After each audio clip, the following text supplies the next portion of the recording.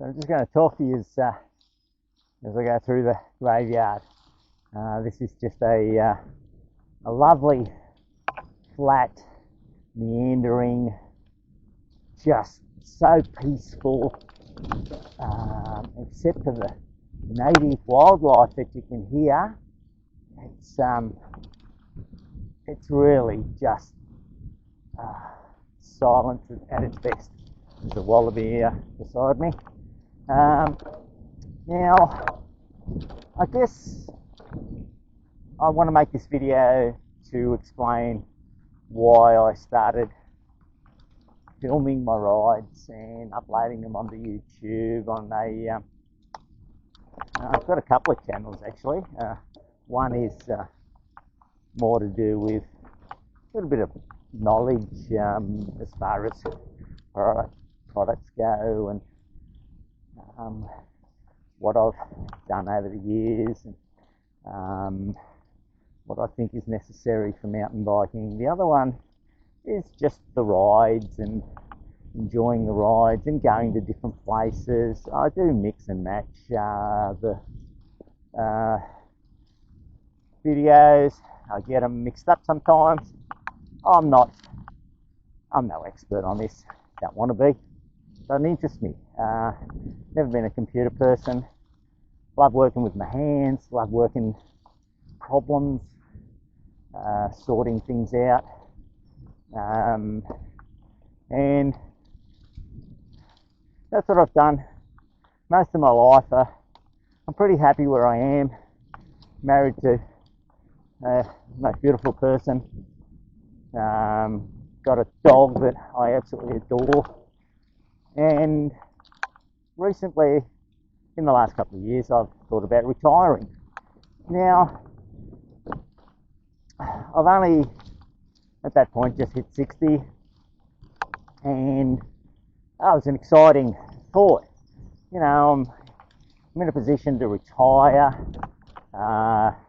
It's probably time to enjoy more of what I like doing.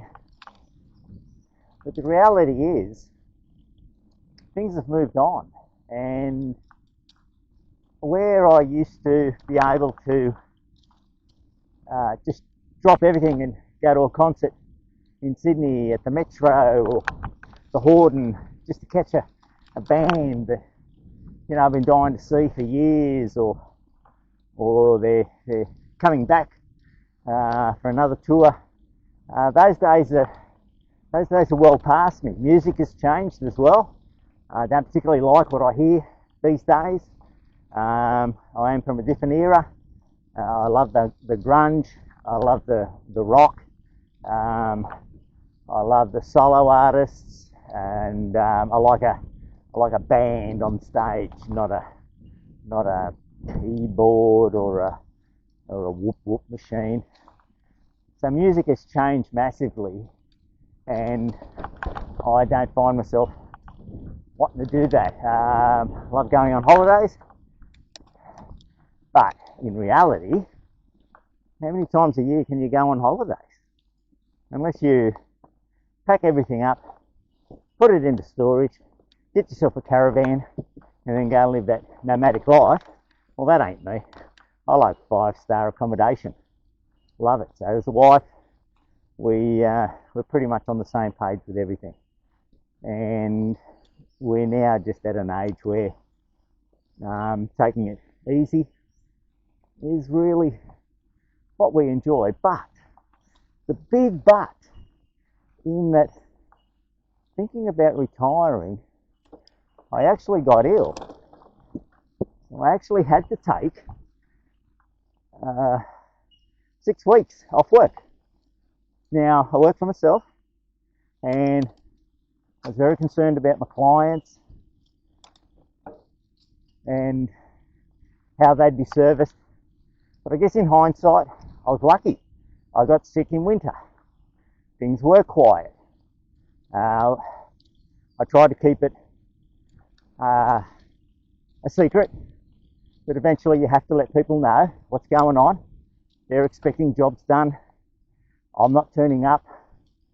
So it really opened my eyes to the fact that retirement is a huge call. And when you use the word retirement, are you stopping everything? And I just couldn't. After that 6 weeks, I'd gone stir crazy. I'd realised I couldn't just go on a holiday, come home, pack another bag, go on another holiday. That wasn't going to happen. I'm not made of money. I'm just comfortable. And in hindsight, I used to always just, the best part of the holiday was coming home.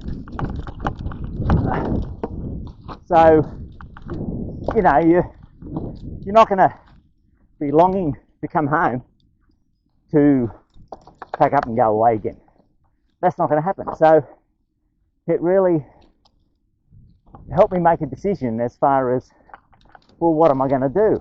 I'm going to keep working, but I'm certainly not going to work as hard as I used to. I used to work some big days. There could be 10-hour days. Occasionally there might have been 12-hour days, but it all paid off. It all helped get me to the position I'm in, and live a pretty full and happy life. But I can't just stop. So I couldn't stop. And this was the big conundrum. I can't stop working, and I can't continue working full time. So I'll work part time, which was good, which was great, because then all of a sudden there was a lot more time freed up for mountain biking. And where I've loved it for the past 35 years, I now can't live without it. It has become my second passion after my wife, maybe my third after my dog. And I just love coming out to the bush and riding with my thoughts. Sometimes they're loud like this one. Sometimes they're just in my head. And I enjoy just being out here in nature, keeping fit. Very important, keeping fit. Health is wealth. I'm just going to give you all that for nothing. Health is wealth. Never forget it. That was given to me about 20 years ago by one of my clients. And he's probably the fittest mid-80s bloke I know. Anyway, so I'm enjoying the riding. But then I'm thinking, share it. Share it. Put it out there. Show people what an old bloke can do.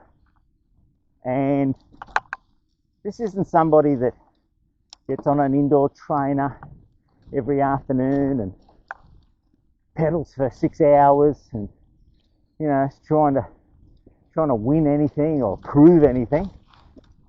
This is just simply 64-year-old keeping fit, loving life, and just enjoying all these trails. Now, I've ventured, I've travelled to other tracks, and that's been really exciting, and I'm going to do a lot more of that. But I'm still going to keep working, because I can't just hop from track to track. You know, again, that's not reality. You know, there might be people that can do it, but it ain't me. So I'm currently in a position where I'm thoroughly in love with what I do. Hobbies. Still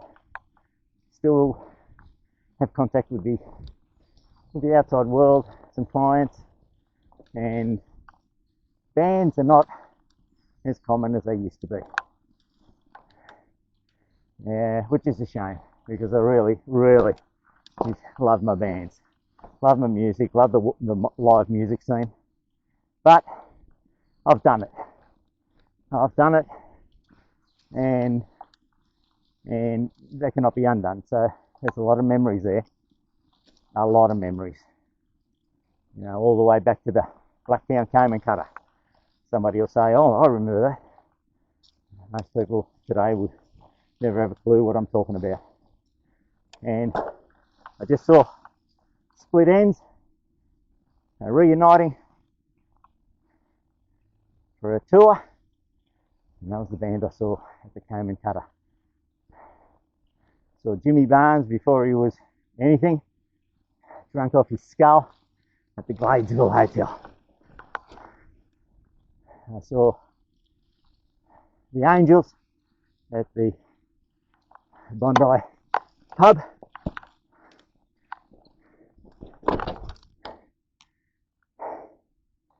And yeah, things are not what they used to be in the music scene.